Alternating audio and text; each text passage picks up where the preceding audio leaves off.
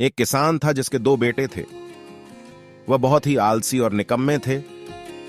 वह अपने पिता को कामकाज में हाथ बटाने के बजाय आलस किया करते थे, इधर उधर घूमते फिरते थे। एक दिन किसान की हालत बहुत ही गंभीर थी। कहने का मतलब किसान मरने की हालत में था।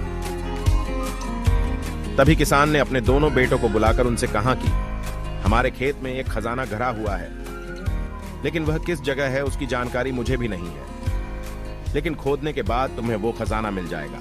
इतना कहकर किसान भगवान को प्यारे हो गए। खजाने की खबर सुनकर दोनों बेटों के मन में लालच आ गया और वो दोनों खेत पर चले गए और खेत को खोदने लगे। खजाने के लालच में कुछ ही दिनों में पूरे खेत को खोदने के बाद वह घर जाकर बैठ गए और वह अपने पिता को कोसने लगे। इसी तरह कुछ महीने बीत गए और वर्षा ऋतु का आगमन हुआ। किसान के बेटों के पास पेट भरने के लिए सिर्फ एक ही जरिया था, वो है खेती। तब बाकी किसानों की तरह किसान के बेटों ने खेत में बीज बोने शुरू कर दिए। वर्षा का पानी पाकर वह बीज अंकुशित हुए और देखते ही देखते खेत लहराने लगे। ऐसा लग रहा था कि हवा के झोंके से लहरा रहा था। यह देखकर किसान के बेटे बहुत खुश हो गए।